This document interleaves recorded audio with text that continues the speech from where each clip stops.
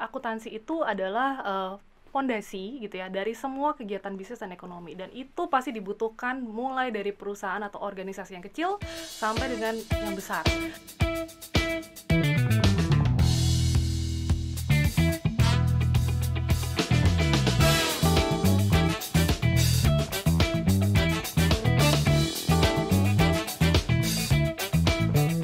Bapak, Ibu, dan teman-teman sekalian, tentunya nih untuk mengupas salah satu prodi yang banyak peminatnya di Unika Atmajaya, saya nggak sendiri. Melainkan saya sudah ditemani dengan 2 tamu spesial yang sudah hadir di studio Unika Atmajaya saat ini untuk mengenal lebih lanjut nih. Mungkin kan kalau saya dari tadi udah berbincang, tapi Bapak, Ibu, dan teman-teman kan pasti masih menebak-nebak siapa sih sebenarnya narasumbernya untuk hari ini. Izinkan saya untuk membacakan sedikit dari profil kedua narasumber kami hari ini, yaitu yang pertama ada dari dosen program studi akuntansi Unika Atmajaya, Ibu Niluh Gede Lydia Kusumadewi, SIKOM SE MSAK. Ibu Lydia merupakan lulusan dari Master of Science in Accounting, Faculty of Economics and Business, Professional Program in Accounting Universitas Indonesia. Dan yang satu lagi nih adalah alumni lulusan terbaik program studi akuntansi Unika Atmajaya, Kak Venesia Trevina Cahyadi, yang saat ini juga merupakan Financial Planning Senior Analyst di Video. Karena tadi kita udah kenalan, kalau tadi tak kenal maka tak sayang, kita udah kenalan berarti harusnya udah sayang ya sekarang. Mungkin buat temen-temen yang udah, Kak, boleh nggak sih cepetan aja nih, kita langsung aja pengen tahu nih banyak tentang akuntansi. Mungkin kita jump in langsung ke pertanyaan pertama mungkin ya, Bu Lydia dan Kakak. Boleh. Mungkin selamat pagi, mau menyapa dulu Kakak dan Ibu. Halo, untuk menonton kita. Selamat pagi teman-teman semua, Bapak Ibu yang hadir. Oke, mungkin atau mau perkenalan singkat sekalian, mungkin biar lebih akrab sama teman-teman. Boleh dari Ibu Lydia dulu. Halo, selamat pagi teman-teman semua yang hadir dan juga Bapak Ibu. Terima kasih sudah menyempatkan waktu untuk hadir hari ini. Kita ngobrol bareng-bareng tentang akuntansi. Nama saya Niluh Gede Lydia Kusumadewi, bisa dipanggil dengan Lydia. Saya adalah salah satu dosen tetap dari Fakultas Ekonomi dan Bisnis Universitas Katolik Indonesia Atmajaya. Salam kenal. Baik, salam kenal Ibu. Mungkin dari Kak Venesia boleh, Kak? Halo semuanya, kenalin, aku namanya Venesia Trevina. Kalian bisa panggil aku dengan Vene aja kok. Semoga kita bisa ngobrol bareng-bareng ya nanti.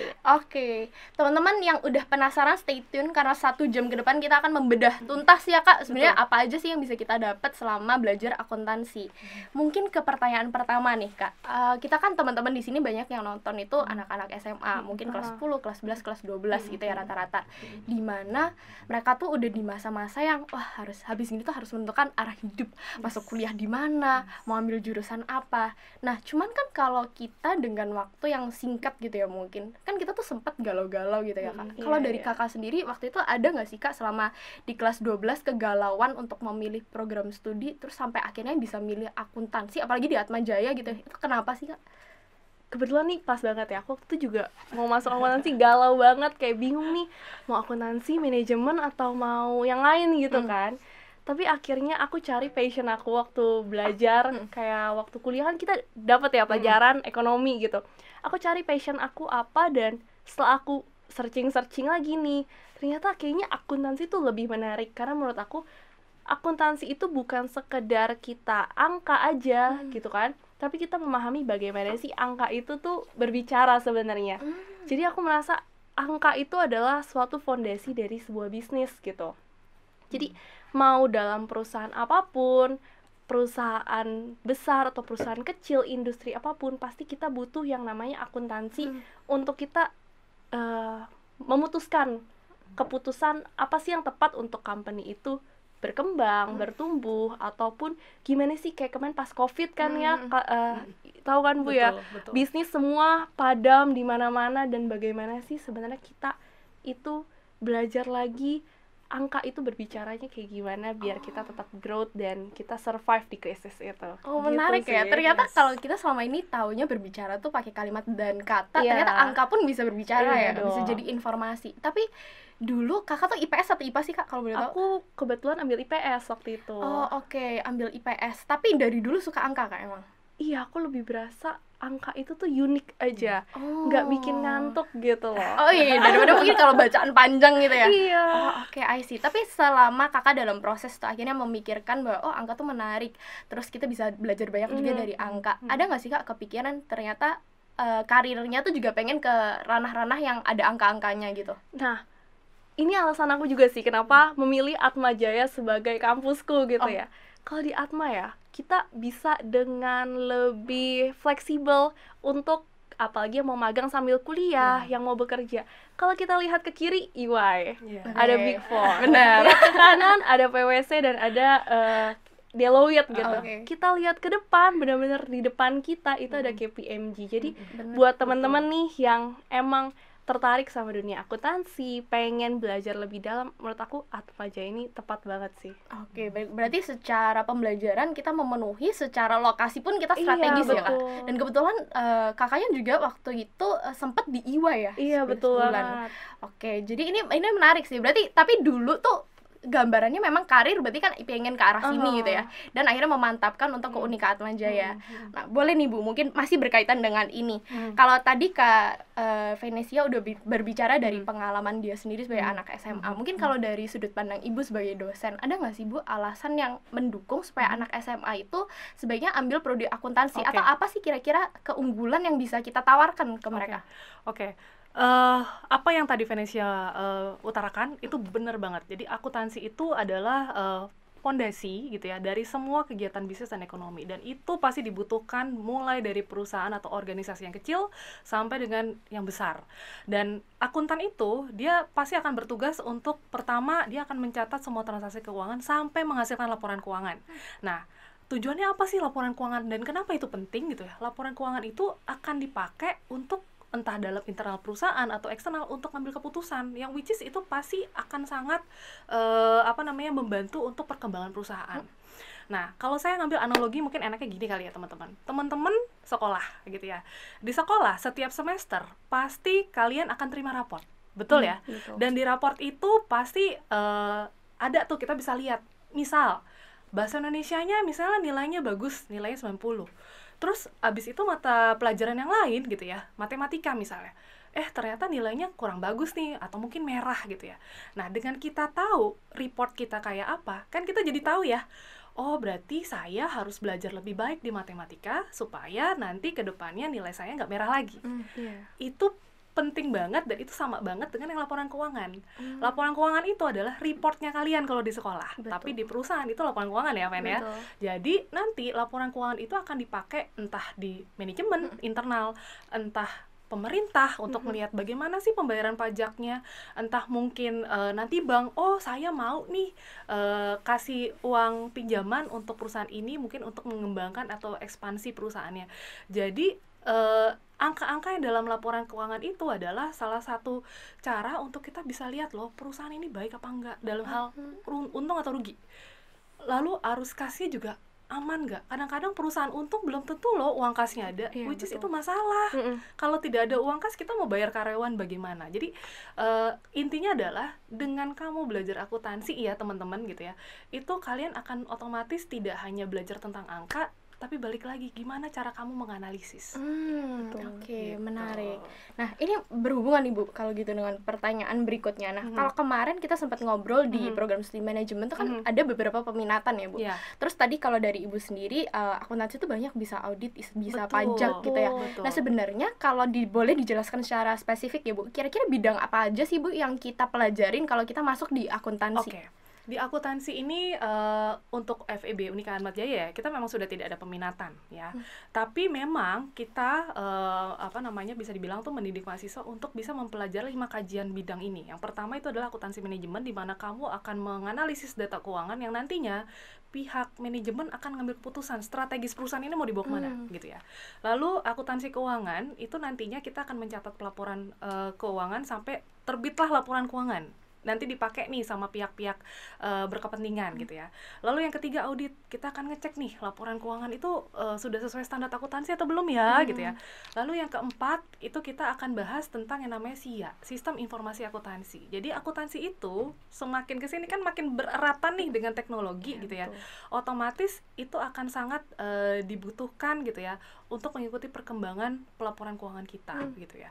Lalu dengan adanya bidang kajian ini gitu ya, kita diharapkan mahasiswa itu bisa mempelajari semuanya. Satu lagi saya lupa tadi, pajak. Nah, akuntansi pada saat masuk gitu ya, satu bidang karir gitu ya, dia pasti juga harus paham tentang bagaimana sih perpajakan itu di Indonesia bagaimana.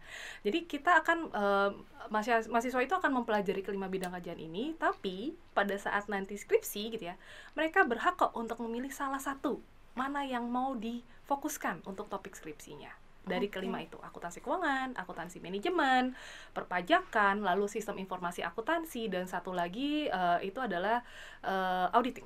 Gitu. Oke. Berarti dari sini tuh sebenarnya teman-teman yang nantinya lulus dari Atmajaya itu sangat terbuka secara prospek untuk masuk ke berbagai bidang ini, Bu, karena mereka tidak dibatasi lagi dengan peminatan.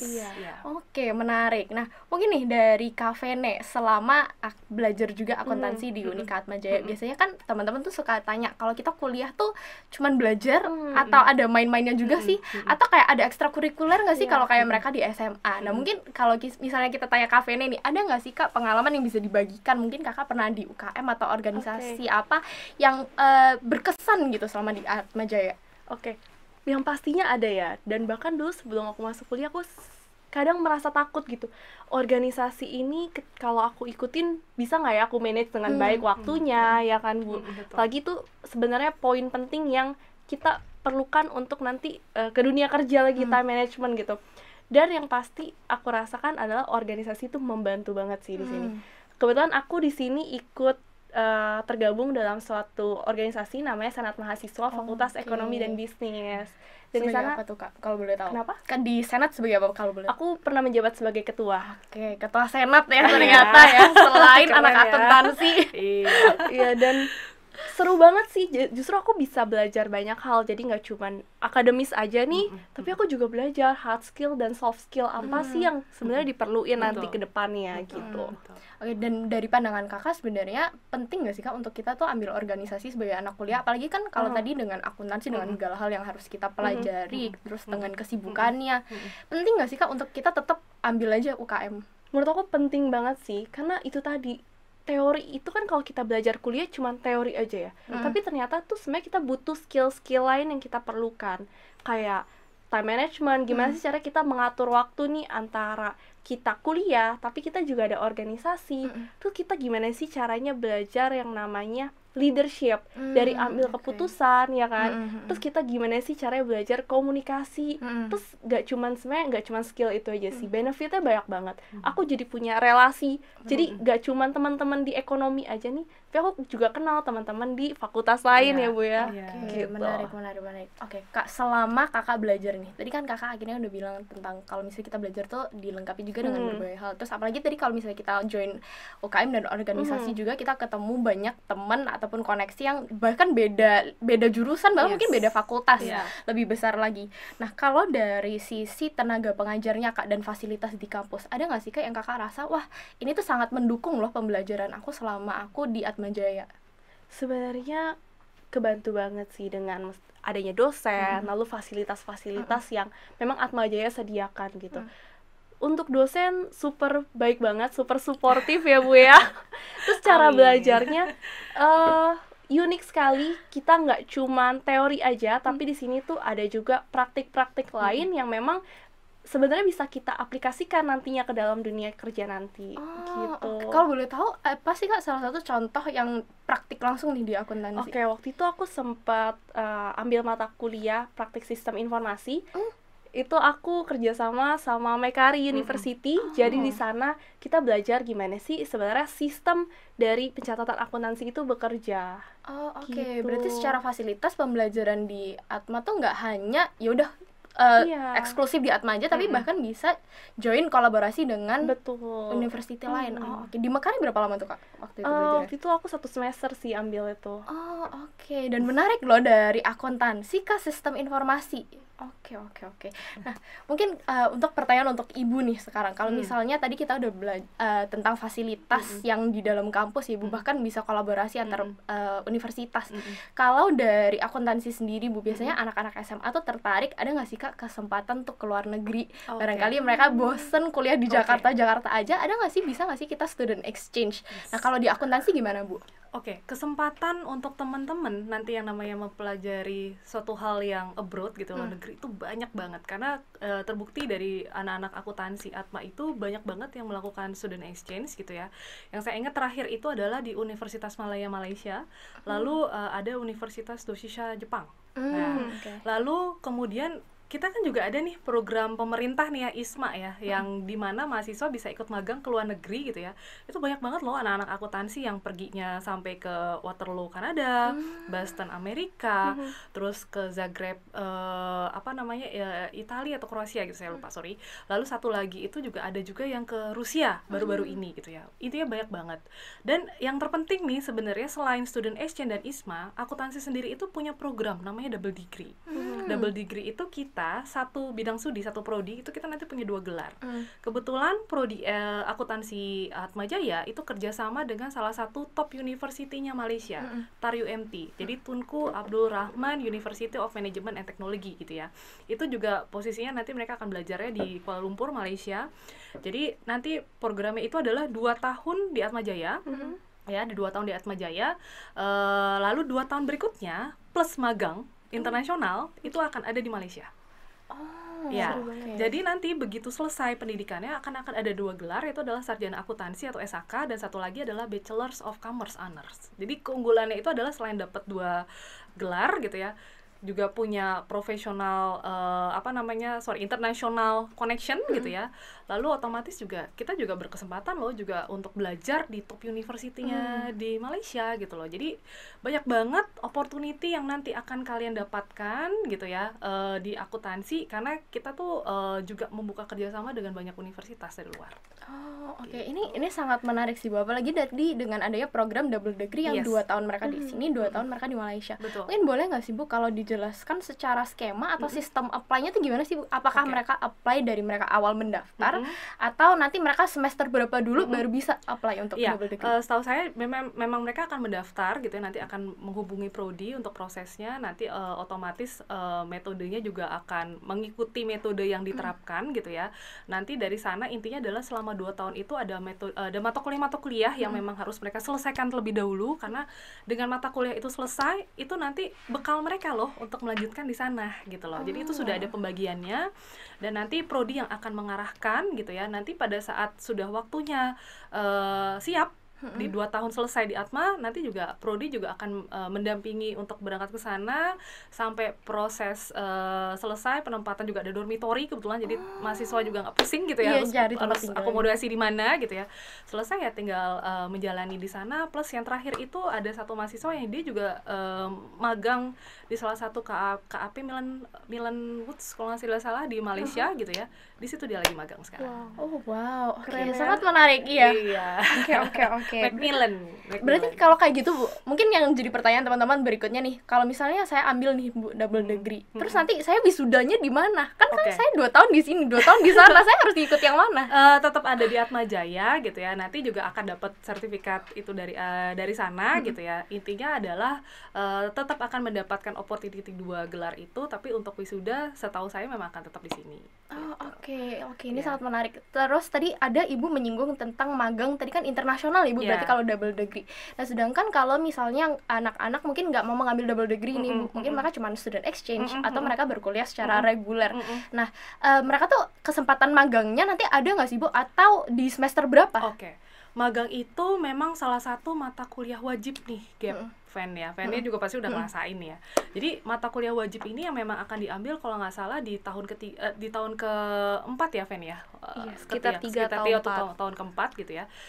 Di mana itu sebenarnya kita ada 2 program magang, 1 reguler, 3 SKS, Satu lagi adalah magang MBKM, Merdeka Belajar Kampus Merdeka, di mana di sini mahasiswa punya kesempatan untuk bisa mengkonversi MBKM 20 SKS itu dengan mata kuliah yang ada di kurikulum kita. Jadi untuk dua program ini adalah mahasiswa bebas memilih gitu loh. Mereka mau ngambil yang reguler saja, otomatis dia akan sambil menjalani kuliahnya yang lain di Atmajaya karena hanya 3 SKS. Kalau MBKM ibaratnya adalah mereka tinggal fokus ke magang saja. Nah, nanti tinggal dipilih mata kuliah yang lain yang mau dikonversi nilainya yang mana.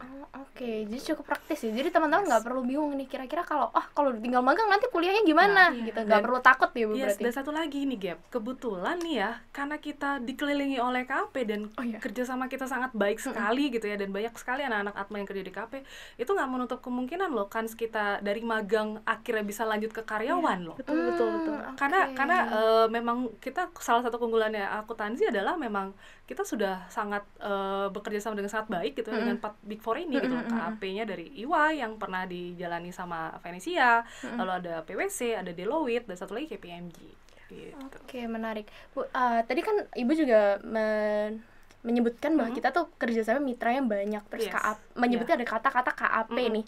Mungkin buat teman-teman SMA yang masih bingung, Bu, sebenarnya KAP itu gimana sih? Terus mitranya nanti kalau misalnya kita kerja bisa kemana aja, yang di sekitar kita apa aja sih Bu? Boleh nggak dijelasin mungkin buat teman-teman yang penasaran nih?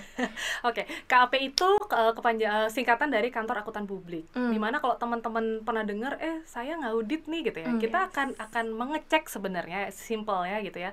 Kira-kira perusahaan ini dari sisi pelaporan keuangannya sudah sesuai nggak sih dengan standar yang ditetapkan gitu, karena kita punya standar nih Gap, nggak bisa macam-macam, kalau keluar dari situ berarti ada masalah berarti gitu ya. Nah, dengan kita melakukan audit itu, otomatis kita bisa tahu nih perusahaan ini sebenarnya sudah sesuai dengan standar yang ditentukan atau tidak, karena kalau melenceng berarti otomatis harus ada yang diperbaiki gitu ya. Kayak tadi raport ya, kita jadinya tahu nih, mana nih yang lemah harus diperbaikin, mana yang oke berarti harus ditingkatin. Nah, sebenarnya selain KAP yang Big Four tadi juga banyak kok KAP lain yang kita anak-anak kita juga banyak gitu ya, mahasiswa kita juga banyak untuk ibaratnya tuh belajar di sana gitu ya. Termasuk perusahaan-perusahaan yang lain, contoh kayak saya dulu pernah di MAP gitu ya, Mitra Adi Perkasa, lalu juga ada juga yang saya mahasiswa saya juga yang kerja di Astra Autopart gitu ya, Rodamas gitu ya. Banyak banget. Intinya adalah akuntansi itu adalah gak cuma angka, dengan kamu bisa berpikir kritis dan logik, itu kamu pasti akan kepake di mana-mana. Oke, berarti kita nggak hanya bermitra erat dengan Big Four, kita juga bahkan bisa ke berbagai industri, karena secara ilmunya pun benar-benar dibutuhkan di semua lini industri. Oke, ini menarik. Tadi kan Ibu membahas banyak nih tentang kita tuh kemitraan magang di mana aja dan betapa besarnya peluang yang terbuka untuk anak-anak nantinya magang, student exchange dan melakukan berbagai hal lain selain berkuliah aja gitu ya, belajar aja. Nah, kalau dari Kavene nih, Kavene kan berarti kalau tadi wajib magang dan Kavene udah lulus berarti udah pernah mengalami masa-masa magang sambil kuliah atau sambil konversi gitu kan. Boleh nggak sih Kak diceritain kira-kira gimana waktu itu Kakak membagi waktu atau balancing antara Kakak kuliah dengan magang? Oke. Nah, ini pentingnya juga ya dari kita ikut organisasi ya gitu ya. Karena di organisasi kita juga udah belajar dulu nih gimana sih cara kita bagi waktu. Kita organisasi, tapi kita juga kerjain nih tugas-tugas kuliah, kita kerjain PPT dan lain-lain gitu ya. Ya, bagi waktunya sebenarnya simple ya, komitmen dari diri sendiri. Kalau kalian mau, pasti kalian bisa gitu. Kalian harus bisa mendahulukan, punya skala prioritas, mana sih yang menjadi kebutuhan kalian paling utama gitu. Kalau waktu itu kebetulan aku sambil skripsi, karena aku memang sudah planning mau masuk ke bahkan sambil skripsi ya Kak. Ini apa ini? Karena aku planning emang pengen masuk ke KAP, pengen masuk ke Big Four. Jadi aku harus kejar dong skripsi aku dulu sebelum memang nanti masuk ke peak season, masa-masa sibuknya. Jadi aku benar-benar kejar skripsi aku dulu setengahnya, baru setelah itu ya udah lanjutin sambil kerja. Nah, itu pentingnya time management dan nentuin skala prioritas di diri kita tuh sebenarnya apa sih yang menjadi prioritas kita paling utama biar nantinya tuh nggak keteteran. Oke, mungkin ini boleh nih buat teman-teman SMA yang lagi galau-galau dan mencari tips and trick, ini boleh dicatat. Berarti skala prioritas ya Kak. Kuncinya adalah tentuin apa dulu yang mau kita kerjain, kita maunya apa, goalsnya apa. Kalau udah ada lebih tersusun jadi ke bawahnya. Dia terstruktur. Oke, nah waktu itu Kakak ambil magangnya konversi juga atau gimana? Nah, kebetulan waktu itu aku juga sempat ikut sekip Oh, oke. Dari Atma Jaya dengan Monash University. Nah, di situ kita bisa konversi SKS dengan nilai sekip ya, Bu ya. Yes. Nah, salah satunya yang aku konversi adalah magang. Oh, Gitu. Jadi sebenarnya aku cuman present hasil sekipku, kemudian muncullah nanti hasil konversinya. konversi. Cuman memang manusia itu tidak pernah puas ya. menambah lagi nih, Iya, Kak. kita masih pengen coba magang ya. Jadi harus cari opportunity lain, jangan puas sama karena udah dapet nilai, ya udahlah, kita urus yang lain gitu. Jadi tetap pengen explore dan akhirnya aku cobalah apply ke Big Four itu. Oke, mungkin boleh nih. Tadi apalagi kita nih udah ke-spill banyak tentang Big Four, tapi kan kita pasti penasaran Iya. cerita lengkapnya tuh sebenarnya gimana ya, Kak? Boleh nggak sih, Kak, di-spill ke teman-teman kita yang lagi nonton sebenarnya Big Four-nya tuh apa sih yang dari tadi kita mau sebut-sebut ini, sebenarnya Big Four-nya apa? Terus Kakak menjabat sebagai apa waktu itu? Oke, jadi waktu itu aku ikut program dari Atma karena kita bermitra dengan company-company Big Four. Aku waktu itu coba apply di EY, Ernst & Young. Aku apply, ikut kampus hiring, ikut tesnya, ikutin setiap prosesnya, interview dan lain-lain. Ternyata aku keterima di sana sebagai langsung associate 1 di EY. Oke, associate 1 tuh karyawan tetap Iya, ya? betul. Oke, bahkan sudah jabatannya sudah tidak Langsung intern, lah. bahkan langsung kartap. Oke, itu berapa lama, Kak, magangnya? Kalau kita langsung kartap itu kita cuma probation 3 bulan, Oke. tapi setelah itu kita udah langsung lanjut. ready jadi kartap, betul. Oke, berarti Kakak setelah masa probation itu berapa lama, Kak, di EY? Sekitar kurang lebih hampir setahun sih. Oke, hampir setahun. Menarik. Dan banyak banget teman-teman aku dari Atma Jaya juga yang ternyata jadi teman kantor. Iya, betul. Oh, menarik. Oke. Boleh nggak sih, Kak, kalau gitu dijabarin ke teman-teman kira-kira timelinenya gimana tuh, Kak? Karena kan tadi selain Kakak kan ada sekip, terus ada juga Kakak akhirnya keterima di EY sebagai associate, terus Kakak sambil ngerjain skripsi juga. Jadi ini kan teman-teman mungkin kayak, wah, kakaknya superhero kan, bisa bagi waktu segitu banyak. Boleh nggak sih, Kak, timelinenya gimana tuh berarti? Oke, yang pertama emang harus set dulu sih dari SKS atau mata kuliah yang kalian pengen ambil nih. Kalau aku kan memang targetnya dari awal pengen lulus 3,5 tahun ya, Gap ya. Oke, bahkan dengan semua pengalaman itu lulusnya 3,5 tahun. Jadi aku udah set banget dari awal karena semester 1 dan semester 2 udah dipaketin, jadi aku follow paketnya. Kemudian semester 3 dan semester selanjutnya itu aku kejar dan aku memang udah bagi nih. Oke, semester 3 mau ambil matkul ini, semester 4 ini, dan aku usahain semuanya ini pastinya lulus ya, karena aku nggak mau ngulang lagi. Benar. Nah, ketika kamu udah set dulu nih, udah atur kamu pengennya apa, baru kamu bisa next step, lanjut ke tahap berikutnya. Apa sih target lain yang pengen kamu achieve gitu. Oke, menarik. Berarti Kakak tuh ambil skripsi di semester 7? Iya, 6 ke 7. 6 ke 7, dan itu bersamaan juga dengan magang di EY. Betul. Oke, menarik. Nah, Bu, mungkin ini kita lempar pertanyaan ke Bu Lydia sekarang. Dengan ini kan berarti salah satu contoh mahasiswa yang udah jadi nih hasil dari belajar di Atma Dan kita Jaya. bangga banget punya Bener, Malaysia. apalagi lulusan terbaik juga Yes, ya. IPK 4 dari 4 ya, Kak. Bahkan waktu itu saya baca CV-nya aja udah kayak, wow, ini mungkin apakah cara belajarnya ada yang berbeda atau yang kita makan berbeda gitu. Nah, mungkin kalau dari program studi sendiri, Bu, Ibu kan sebagai dosen, gimana sih, Bu, caranya dari program studi untuk memfasilitasi mungkin anak-anak yang berkuliah untuk mereka tuh sampai bisa melakukan akhirnya hal-hal ini? Oke. Di kita dalam pengajaran nggak cuma teori yang pasti. Tadi Venesia juga udah spill ya, banyak banget aktivitas yang bisa dilakuin, misalnya kayak studi kasus gitu ya. Terus nggak menutup kemungkinan kita itu juga bisa loh datang ke company visit, ke perusahaan yang mendukung untuk pelajaran di kelas gitu ya. Selain itu kita juga mempersiapkan mahasiswa bagaimana caranya mereka juga tetap tune in dengan teknologi yang ada. Betul. Ya, jadi kebetulan di kita tuh ada mata kuliah praktek akuntansi.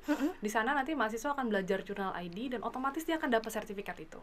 Lalu yang kedua ada praktek perpajakan, di mana nanti mahasiswa akan belajar aplikasi klik pajak gitu ya, dan nanti dia akan dapat sertifikasi itu. Gitu. Lalu selain itu juga ada pelatihan soft skill kayak tadi salah satu sekip gitu ya. Karena betul banget nih Gap, ini juga mungkin buat teman-teman juga ya. Yes, kita penting banget tahu yang namanya hard skill atau pengetahuan atau ilmu apapun itu, tapi jangan lupakan soft skill loh. Kenapa gitu ya? Karena soft skill itu adalah cara bagaimana kamu tetap bisa mempertahankan dirimu untuk tetap bisa survive suatu saat nanti. Gak cuma di karir loh, tapi dalam kehidupanmu. Saya ngambil contoh analogi gini. awak kapal. Dia pasti akan mengemudikan kapal dong ya. Dengan awak kapal itu otomatis dia udah jago baca peta, dia tahu kondisi laut, dia udah paham semua. Suatu ketika ada kondisi di laut itu lagi bermasalah, but problemnya adalah dia nggak ngerti harus nyampein apa. Dia bingung harus nyampein, aduh bagaimana nih ya, gimana cara gue jelasinnya, misalnya gitu ya ngomongnya. Nah otomatis impactnya apa? Kapalnya tenggelam. Nah saya ngambil analogi itu ke diri kita nih. Kita pinter sebagai leader, dia jago untuk bisa memimpin or memanage satu perusahaan. Tapi mungkin dia punya kelemahan dalam hal komunikasi atau communication skill.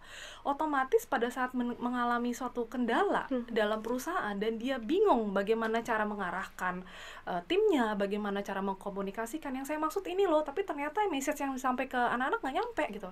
Impactnya apa? Otomatis kan berdampak lagi, misalnya otomatis jadinya berdampak pada operasional perusahaan, kerugian perusahaan juga gitu. Jadi balik lagi, soft skill itu kita nggak cuma ngelatih mahasiswa kita dalam hard skill gitu ya, but soft skill mereka juga harus punya.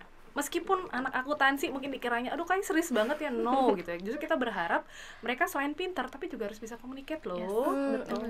Karena apalagi tadi hubungannya dengan angka ya Bu. Mungkin kalau kata dan kalimat oke lah kita komunikasinya lebih mudah ke semua orang. Tapi kalau angka tuh harus sesuatu yang diolah lagi gitu ya. Dan gak semua orang kalau cuma ngelihat angka bisa langsung nangkep maksudnya apa. Oke, dan karena itu anak-anak tuh dilatih justru nggak cuman secara mereka cara baca angka aja, tapi komunikasinya pun jalan kan. Oke, dan itu membantu juga dengan UKM organisasi tadi ya Kak. Oke, menarik. Sama tadi salah satu yang menarik tadi Ibu ada bilang bahwa selama pembelajaran tuh ada pakai platform lain juga, bahkan tadi ada ternyata platform pajak ya Bu. Nah, berarti kan itu mengacu kalau kita tuh pembelajaran nggak hanya materi secara PPT atau dari buku aja gitu ya. Ada nggak sih Bu platform-platform lain yang juga digunakan untuk mendukung? Tadi udah 2 ya, ada Journal ID, sama Klik Pajak. Lalu kita juga ada namanya Audit Common Language, itu kalau nggak salah juga dipakai di mata kuliah audit gitu ya. Mungkin untuk yang statistik, ngolah-ngolah data gitu ya, ada beberapa, ada SPSS, banyak, ada Smart PLS gitu ya. SPSS itu biasanya dipakai sama anak-anak akuntansi untuk ngolah data pada saat skripsi. Anak ilmu komunikasi kan juga pakai butuh statistik ya. Juga butuh statistik gitu ya. Lalu ada juga, nah yang mungkin teman-teman di sini juga pernah dengar Coursera gitu ya. Coursera itu adalah salah satu platform pembelajaran online yang sifatnya global gitu ya, di mana nanti mahasiswa punya kesempatan untuk bisa dapat free course dari univ-univ luar negeri, biasanya tuh Amerika kebanyakan. Ya, mereka bisa belajar apapun kalau punya ketertarikan di misalnya anak aku nih, tapi dia punya ketertarikan bagaimana sih cara leadership yang baik gitu ya, bagaimana sih cara memanage risiko yang baik gitu ya, itu bisa dia dapatkan di situ gitu loh. Dia bisa belajar di situ dengan dia menyelesaikan course-course yang ada, grade yang memenuhi gitu ya, dia dapat sertifikat dan yang paling oke-nya lagi adalah sertifikat itu bisa embedded dengan LinkedIn-nya mereka. Jadi otomatis gitu ya, mahasiswa nggak cuma dapat bekal nilai di kelas gitu ya, tapi dia juga udah dipersiapkan untuk dia siap loh dengan pengalaman-pengalaman baru nanti di dunia kerja di LinkedIn. Jadi orang juga udah bisa lihat, oh ternyata dia jago ini juga ya. Gitu. Nah, ini menarik nih Bu, tadi ada tentang LinkedIn. Berarti di akuntansi pun tuh dosen-dosen apakah mengencourage anak-anaknya untuk sesegera mungkin membuat LinkedIn atau gimana Bu? Yes, kebetulan di kita itu juga ada mata kuliah komunikasi bisnis ya, otomatis kita juga harus belajar bagaimana cara mengkomunikasikan secara profesional gitu ya. Dan kita juga dosen-dosen juga pasti banyak kok yang juga mengarahkan meskipun dia bukan mata kuliah khusus ya, untuk mulai menata gitu ya informasi-informasi profesional mahasiswa supaya itu mereka bisa persiapkan untuk nanti karirnya mereka. Karena dari ibaratnya dari magang pun orang-orang juga bisa lihat kan, oh ini anak Atma kemampuannya ini ya, apalagi nanti udah berkarir itu modal banget tuh buat mahasiswa yang untuk mau mencari kerja dengan LinkedIn-nya tertata dengan baik, punya pengalaman macam-macam gitu ya, otomatis itu akan jadi benefit luar biasa buat mahasiswa. Oke, ini buat teman-teman tadi yang masih bingung LinkedIn sebenarnya apa sih? Nah, mungkin abis gini download mungkin ya. Nah, sebenarnya kalau secara singkat LinkedIn itu sebenarnya kayak sosmed sih. Kita lihatnya kayak IG betul. tapi kayak FB. Tapi versi profesional, Iya. betul. Jadi kita bisa majang sebenarnya edukasi kita di mana Edukasi, aja, pengalaman kerja kita di mana pengalaman aja gitu ya, Bu. kerja, iya. Dan itu terintegrasi juga di pembelajaran, bahkan dosen-dosen itu Iya. yang meng-alert mahasiswa supaya aware nih, Iya. ayo cepet ditata supaya nanti karirnya tuh kelihatan gitu ya. Kelihatan. Oke, sama tadi menarik Bu tentang Coursera. Coursera tuh berarti bisa diambil di semester berapa sih Bu untuk mahasiswa? Kayaknya hampir semua dosen mengarahkan loh untuk anak-anak bisa mengambil itu, bahkan itu embedded dengan mata kuliah dan di RPS. RPS itu silabus ya teman-teman. Jadi satu semester itu mahasiswa akan belajar materinya apa aja. Nah itu kita namanya rencana pembelajaran semester, singkatnya RPS, atau mungkin kalau pernah dengar silabus itu silabus gitu ya. Nah jadi bisa dijadi Coursera itu adalah diambil dari beberapa materi, atau mungkin ada yang satu semester materinya memang sudah ada di dalam course itu. Jadi mahasiswa itu bisa menjadi part nilai juga, entah tugas, entah kuis gitu ya. Jadi materinya nggak cuma dapat dari dosen gitu ya, tapi juga bisa dapat dari pembelajaran profesor-profesor di luar gitu loh.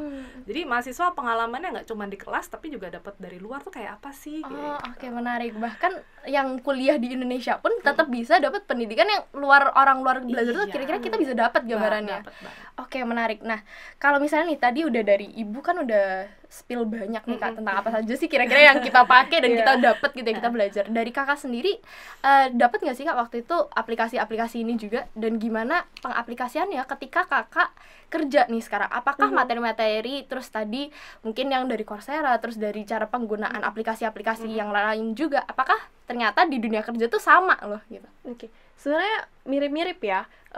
Ketika kita kuliah kita kan belajarnya teori. Ketika praktek itu justru kita dapat case-case lain yang kita nggak pernah nemuin nih dalam teori gitu. Nah justru menurut aku dari praktek-praktek itu yang aku juga dapetin, kayak Coursera tuh sebenarnya aku juga sempat dapetin. Terus ada Mekari juga kan. Itu benar-benar kayak kepake banget sih waktu kerja gitu kan. Karena kita ternyata tuh waktu kerja pencatatannya seperti ini loh. Terus oke, gini loh sistemnya bekerja seperti gitu sih. Oke, menarik. Berarti ternyata kalau kita kan mungkin waktu itu zaman SMA kayak, aduh ngapain sih belajar gini, nanti emang kepake. Ternyata kalau di kuliah kepake beneran gitu ya. Oke, jadi penting untuk kita juga kayak ngikutin, terus kita bener-bener nangkep lah ya Kak, apa yang jadi maksudnya. Oke, ini menarik nih. Tadi kan kalau misalnya kita lihat dari profil kakaknya kan berarti kakaknya cukup murid berprestasi, murid teladan lah ya kita bahkan bisa bilang. Nah, ada nggak sih Kak tips and trick yang waktu itu kakak terapin supaya kakak bisa keterima di EY? Oke, balik lagi ya, skala prioritas 1, kalian harus tentuin goal kalian apa, yang menjadi prioritas nomor 1 kalian nih apa sih gitu. Baru kalian bisa jalanin sampai kalian mencapai goal itu. Yang kedua, yang penting time management sih, karena kalian harus bagi waktu banget di tengah kesibukan kuliah, banyak assignment gitu kan. Tapi kita juga harus ke dunia yang lebih challenging gitu nantinya. Sebenarnya itu 2 kunci penting sih menurut aku yang harus kalian terapkan, belajar dari sekarang gitu ya, gimana sih caranya netapin skala prioritas, karena menurut aku nggak semua orang bisa kayak gitu. Oke, menarik. Dan kakak tuh aware tentang skala prioritas ini dari masuk kuliah berarti, atau dari SMA bahkan nggak? Mungkin kalau nggak jatuh dulu kita nggak ngerasain ya. Oke, jadi harus belajar dulu gimana sih gagal, baru kita tahu apa yang terbaik buat kita. Dan satu lagi sih yang penting, fokus ke diri kita sendiri. Jangan lihat orang lain, itu penting banget. Iya. Mungkin ini penting, reminder yang penting ya untuk teman-teman. Fokus on yourself banget sih, karena percuma lihat orang lain tuh nggak akan ada habisnya. Oke, benar. Apalagi kalau untuk kita Gen Z yang agak FOMO-an gitu ya. Sekarang kayak temen ngapain kita harus ikut. Harus ikut gitu ya. Gitu. Karena kita punya jalannya masing-masing kan. Punya cara, kita nih punya caranya kita sendiri untuk mencapai goal kita. Goal kita sama goal orang lain belum tentu sama. Oke, iya benar-benar. Jadi fokus ke diri kita sendiri dulu sih, biar kalian harus tahu jati diri kalian, maunya seperti apa, maunya apa, kenapa kalian ingin itu, dan gimana sih caranya kalian mencapai itu. Oke, menarik. Fokus dengan diri sendiri, tahu maunya apa, nanti yang dikejar akan mengikuti gitu. Betul. Ya Kak, kurang lebih. Oke, nah Bu, kalau dari sisi dosen nih, mungkin dengan kita yang semakin angkatan baru tuh semakin dinamis ya cara belajarnya, kita nggak bisa ngikutin lagi cara belajar yang lama, apalagi dengan ini tadi banyak fenomena tuh sekarang anak-anak tuh pada FOMO, mau gini mau gitu, bingung maunya apa. Mungkin kita belum sadar juga kayak, oh iya ya ternyata yang harus kita fokus ke sendiri dulu. Ada nggak sih Bu cara ketika pembelajaran, mungkin di pembelajaran mata kuliah Ibu yang Ibu lakukan supaya bisa engage anak-anak ini dan akhirnya membuat pembelajaran tuh ngena gitu nih mereka? Oke. Kalau dari saya pribadi ya, dan pengalaman saya selama ini sebagai dosen adalah saya selalu menempatkan diri saya adalah sebagai temannya mahasiswa. Karena buat saya itu akan lebih ngena di mereka, dan otomatis secara tidak langsung mereka juga jadinya at least paling nggak datang ke kelas deh, gitu. Lalu selain itu banyak juga analogi-analogi yang saya pakai supaya mungkin kalau di teori mungkin bahasanya agak ribet ya, tapi dengan analogi dengan kehidupan sehari-hari gitu ya. Misalnya kita ngomongin untung rugi, terus kita pakai analogi misalnya kamu jual handphone nanti ini itu kan lebih simpel ya. Betul. Itu akan, kalau dari pengalaman saya selama ini ngajar, itu ngena sih di mereka gitu ya. Dan ditambah lagi adalah kadang-kadang kita juga harus bisa tarik ulur, dalam arti kata ya kita tahu kapan kita harus serius dan fokus belajar gitu ya, tapi di satu sisi kita juga harus bisa seru-seruan sama mahasiswa. Oke. Jadi temannya mahasiswa tapi tetap profesional. Ada saat dimana kita belajar, ada saat dimana kita bisa kayak oh yaudah kita friends gitu ya Bu. Oke, menarik. Kakak pernah nggak sih Kak dapat kelas mata kuliah? Oh berarti mengalami secara langsung ya, dan ngena ya, ke bawah sampai sekarang banget. Oke, menarik. Nah, sama ada satu pertanyaan lagi yang menarik nih untuk Kak Feni. Kak Feni ini juga ternyata adalah penerima beasiswa Jarum ya kan? Iya, betul. Boleh nggak sih Kak diceritain prosesnya mungkin dengan segala huru-hara yang ada di akuntansi ya kan? Terus gimana caranya Kakak masih bisa secure itu beasiswa? Oke. Yang pertama, ini cuman bisa didapat selama kuliah, cuman satu kali kesempatan kamu bisa dapetin beasiswa ini. Karena beasiswa ini cuma dibuka di semester 4. Tadinya tuh aku bener-bener gak tahu ada beasiswa ini, sampai dosen-dosen tuh nge-encourage kita untuk ada nih beasiswa dari Jarum Foundation gitu. Terus akhirnya iseng-iseng aku coba apply, waktu itu lagi COVID, aku coba apply, kita tesnya online, udah aduh gimana ya, pesimis banget, kayaknya nggak bisa deh, nggak dapet deh, karena banyak banget, bener-bener nggak cuma dari Jakarta aja, tapi ada teman-teman ternyata yang dari Aceh, teman-teman dari Papua sana, dan bahkan kita pas kumpul bareng tuh memang satu Indonesia banget sih. Kompetisinya ketat lah ya. Iya betul, ketat banget, dan cuman terpilih benar-benar mahasiswa perwakilan setiap kampus yang bisa dapat beasiswa ini. Gitu. Ada nggak sih Kak tips and trick yang Kakak persiapkan sebelum? Biasanya kan kita kalau beasiswa tuh mungkin boleh di-spill Kak. Sebenarnya apa aja sih? Apakah ada tesnya atau interviewnya? Yang pertama ada tes psikotes seperti biasa, interview juga pasti ada, tapi untuk yang kalian harus persiapin yang pertama aktif organisasi. Terus syaratnya kalian bisa lihat sendiri nih teman-teman di webnya Jarum Foundation, itu IPK-nya minimal 3. Oke. Bisa lah ya, 3. Bisa lah.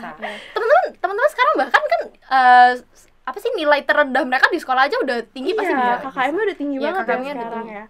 IPK-nya minimal 3, cuman bisa apply di semester 4. Oke. Dan kita ada tes interview, ada tes tertulis juga, dan syarat lainnya yang penting harus aktif organisasi sih.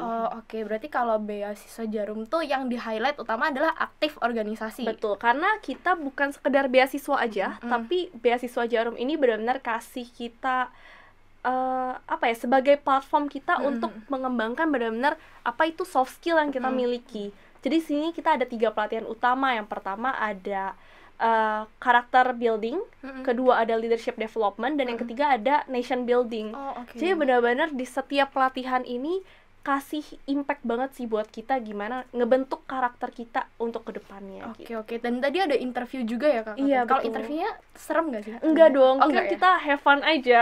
Oke. Dan itu interviewnya dari pihaknya beasiswa Jarum? Dari pihak Jarumnya. Oke, menarik. Ini sebenarnya pengalamannya cukup sama sih sama aku. Jadi kalau aku kan aku bukan beasiswa Jarum Kak, aku beasiswa Bank Indonesia. Jadi Genbi. Kalau Bank Indonesia tuh kita ada nama ini ya kan, penerimanya tuh Genbi, generasi BI gitu kan. Nah, kalau di Genbi itu mungkin beda dari beasiswa Jarum. Tadi kalau beasiswa Jarum tuh periodenya berapa Kak penerimaan? Setahun ya? 1 tahun, iya. Oke, nah kalau di BI itu kita dari sama mulainya di semester 4, tapi kita itu berhak menerima sampai lulus sampai semester 8. Jadi maksimal 4 kali. Gitu. Dan itu setiap semester kan berarti. Nah, cuman mungkin kalau beasiswa BI itu kita gak ada tesnya sih, malah kita cuman interview aja. Jadi itu persiapannya cukup deg-degan juga ya, karena kan yang interview juga dari orang Iya, sana. betul, Tapi betul. sebenarnya ternyata setelah dijalani, oh tidak semengerikan itu. Dan bahkan menarik sih yang tadi kakak sebut juga, kita tuh banyak nggak tahu loh kalau ternyata terbuka peluang ini, peluang itu. Jadi aku juga mau highlight, bener kata Kak Vene tadi, nggak terlepas dari peran dosen juga yang info bahwa oh di sini tuh Atmajaya tuh ada banyak peluang loh kalau kita mau beasiswa. Karena bahkan Genbi pun aku taunya dari dosen juga, yang kayak selalu info kalau misalnya kita kan ada grup yang bersama pembimbing Iya, akademik gitu iya, ya. betul. Nah itu biasanya dosen-dosen kan suka share di Share, situ juga, dan betul. ternyata oh beasiswanya banyak banget. Dan ternyata setelah bahkan aku cari tahu lebih lagi di IG-nya beasiswa UAJ, oh beasiswa eksternal, beasiswa internal tuh nggak cuma 2 aja, tapi bahkan banyak dan banget. beragam. Oke, hal ini mah hal menarik sih. Ada nggak sih Kak tapi tips kunci yang waktu itu kakak lakuin supaya bisa keterima di Jarum? Karena kan tadi ya saingannya satu Indonesia. Mungkin kalau Genbi kita satu Indonesia juga, tapi kuota penerimaannya cukup besar sih. Karena kan kita habis itu jadi sebuah komunitas yang kita ngelakuin program kerja. Nah, kalau Jarum kan mungkin punya sistem yang berbeda. Ada nggak sih Kak tips kuncinya? Aku kasih fun fact dulu kali Oh, ya. ya. boleh. Jadi penerima beasiswa Jarum waktu di angkatanku itu mostly sebagian besar dari prodi akuntansi. Oke, teman-teman yang akuntansi, calon-calon akuntansi boleh ya. Ini berarti ini udah keunggulan banget dong ya. Iya, berarti. betul banget. Dan kita benar-benar nggak janjian, kita nggak tahu sama sekali siapa yang apply. Tiba-tiba pas diumumin, loh ternyata dari akuntansi semua kebanyakan gitu. Oke. Kalau misalkan tips and trick untuk persiapan Jarum ya, sebenarnya lebih proaktif aja ya. Sebagai pribadi kita harus lebih aktif, kita harus ada rasa penasaran, harus ada curious nih. Oh, ada opportunity apa sih yang bisa kita dapetin? Jadi kita nggak bisa berhenti sampai di sini, tapi harus explore lagi nih. Rasa ingin tahu yang tinggi, kira-kira ada opportunity apa yang bisa develop skill kita juga, develop diri kita juga gitu sih. Oh, oke. Jadi selalu open untuk segala insight dan Iya, informasi. betul. Untuk kita juga develop diri sendiri. Oke, menarik. Nah, mungkin nih Kak, kalau tadi kita udah bicara banyak juga tentang beasiswa, terus salah satu tadi kriterianya kan sama juga ya di Genbi juga adalah IPK gitu kan. Iya. Kalau IPK tadi di Jarum 3, di Genbi kalau aku tuh 3,25 kayak waktu itu kita pertama kali ini. Nah, berarti bisa dipastikan Kakak IPK-nya lebih dari 3 dong ya. Bahkan kalau di CV bisa kita lihat 4 out of 4 gitu ya. Bahkan penerima cincin kan ya. Jadi teman-teman yang mungkin belum tahu, kalau di Atmajaya ketika kalian menjadi lulusan terbaik, jadi biasanya tuh kita ada ketika wisuda nanti per prodi, per program studi itu akan memilih ya, menentukan satu lulusan terbaik dan akan di reward dengan cincin sebagai penanda bahwa oh kita tuh udah bekerja keras loh selama di kuliah gitu ya. Dan Kak Vene ini adalah salah satu bukti nyata penerima cincin itu gitu ya Kak. Nah, gimana sih Kak, katanya kalau orang-orang tuh kan banyak takutnya nih, kadang akuntansi itu kan prodi yang susah Kak, hitungnya banyak, harus teliti, harus balance, harus ini, harus itu. Nah, gimana sih Kak dengan segala mungkin kompleksitasnya ya, mungkin materi-materi pembelajarannya, gimana Kakak bisa tetap mempertahankan IPK 4? Sebenarnya bukan mempertahankan ya. Lebih ke kalian harus bisa, kalau bisa memberikan yang terbaik, kalian berikan yang terbaik. Oke, jadi usahakan ya. Betul. Pesimis pernah gak sih kayak aduh takut gak lulus? Pernah dong pasti, karena kan mata kuliahnya challenging banget ya. Dan aku yakin sih, aku berdoa dan berusaha itu kunci yang nomor 1. Oke, berdoa dan berusaha. Betul. Jadi harus tetap usaha, karena percuma kita berdoa doang tapi nggak ada usahanya, bener gak sih? Jadi benar. kalian harus usaha juga dan cintai apa yang kalian sudah pilih gitu. Oh, oke. Percuma dong kalau kita pilih akuntansi tapi karena kepaksa. Iya. Karena kita nggak suka. Dan kalian harus tanggung jawab sama apa yang kalian udah mulai, kalian harus berani selesaikan. Setuju, aku setuju Gitu dengan sih. statement Kak Vene sih. Karena Iya. ketika kita enjoy melakukan apa yang kita pilih, kita tuh sebenarnya kayak itu it comes naturally gitu Iya, ya, betul. jadinya. Untuk kita memberikan yang terbaik, untuk kita usahain semuanya dan tanggung jawab dengan apa yang udah itu tadi kita pilih. Apalagi kalau masuknya bukan karena terpaksa ya. Iya. Itu kan tanggung jawabnya udah ke diri sendiri, ke papa mama juga yang Betul, membiayai gitu ya kadang. Iya. Oke, pertanyaan terakhir nih, Bu Lydia, mungkin untuk Bu Lydia. Ini ya, sembari mengunci gitu kan apa yang tadi udah kita bahas. Ada nggak sih Bu, untuk siswa-siswa SMA yang masih ragu nih, kira-kira apa pesan atau motivasi yang bisa Ibu berikan untuk mereka dan untuk meyakinkan mereka yang masih galau-galau apakah iya aku akuntansi atau enggak? Yang pertama, akuntansi itu tidak hanya tentang angka, tapi tentang bagaimana kalian bisa berpikir logis dan kritis, ya.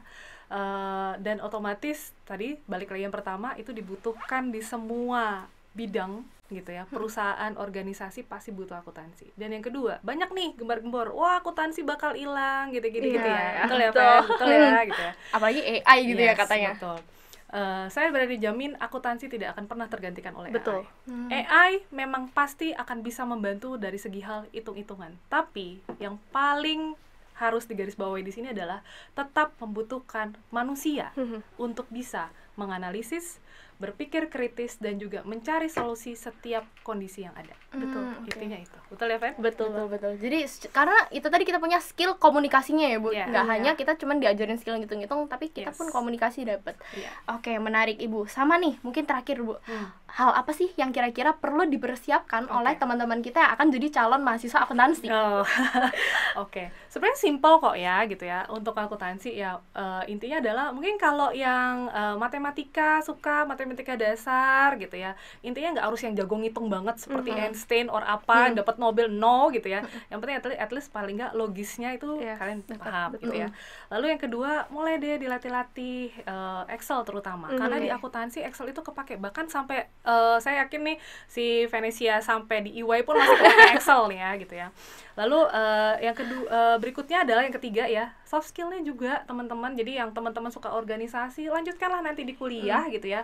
Karena ingat pesan saya tadi, hard skill yes kalian butuhkan, itu penting gitu ya. Tapi dengan kalian punya soft skill, itu akan menjadi pondasi kalian untuk nanti kalian bisa adaptasi dan juga bisa survive di dunia selanjutnya gitu ya. Dan yang terpenting adalah mulai aware juga dengan teknologi gitu ya. Karena dengan teknologi yang ada sebenarnya itu akan melengkapi loh apa yang kalian pelajari di kuliah. Itu aja sih. Oke, terima kasih banyak Ibu Lydia dan Kak Venesia. Sangat menarik dan sangat membuka insight tentang sebenarnya akuntansi itu apa sih. Oke.